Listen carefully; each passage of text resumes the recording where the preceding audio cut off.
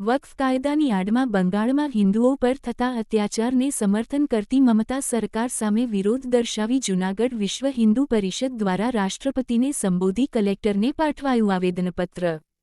તાજેતરમાં વક્ફ કાયદાની આડમાં બંગાળમાં હિન્દુ પર ખૂબ જ અત્યાચારો થઈ રહ્યા છે, જેને મમતા સરકાર હિન્દુઓને રક્ષણ આપવામાં નિષ્ફળ નીવડી છે, ત્યારે જૂનાગઢ વિશ્વ હિન્દુ પરિષદ દ્વારા રાષ્ટ્રપતિને સંબોધી જિલ્લા કલેક્ટરને આવેદનપત્ર પાઠવી બંગાળમાં રાષ્ટ્રપતિ શાસન લગાડવા આવેદનપત્રમાં રજૂઆત કરી હતી।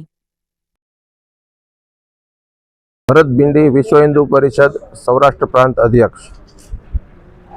વકફના કાયદાને ધ્યાનમાં રાખી અને એના આડમાં પશ્ચિમ બંગાળમાં હિન્દુ વિરોધીઓ જે કોઈ બી આપણા હિન્દુ ઉપર અત્યાચાર કર્યા છે એના વિરોધમાં આજે સમગ્ર ભારતમાં વિશ્વ હિન્દુ પરિષદ અને બજરંગ દળ દ્વારા એક કલેક્ટરશ્રીને આવેદન આપવામાં આવેલું છે કે જે મમતા સરકાર રક્ષા આપવામાં અસમર્થ છે, તો એની જગ્યાએ રાષ્ટ્રપતિ શાસન લાદવામાં આવે એવી અમારી બધાની માંગ છે। જય શ્રી રામ।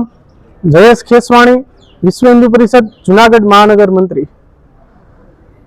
વકફ કાયદાને આડમાં લઈને જેહાદી કટ્ટરપંથીઓ દ્વારા જે હિન્દુઓ પર સુનિશ્ચિત સાથે અત્યાચાર કરવામાં આવી રહ્યા છે, જેને પશ્ચિમ બંગાળની મમતા સરકાર સંપૂર્ણ સમર્થન આપી રહી છે, જે પણ સાબિત થઈ રહ્યું છે, ત્યારે હિન્દુઓને સુરક્ષા કવચ આપવા માટે ત્યાં તાત્કાલિક ધોરણે રાષ્ટ્રપતિ શાસન લગાવવામાં આવે, જેને લઈને વિશ્વ હિન્દુ પરિષદ દ્વારા સમગ્ર ભારતભરમાં આજે આવેદન આપવામાં આવ્યું છે અને ત્યાં સરકાર દ્વારા વહેલી તકે હિન્દુઓને સુરક્ષા કવચ પૂરું પાડવામાં આવે જેની માંગ કરવામાં આવી છે।